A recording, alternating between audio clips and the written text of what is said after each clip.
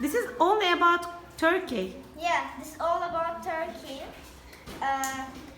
In 30 March 2021, total test number is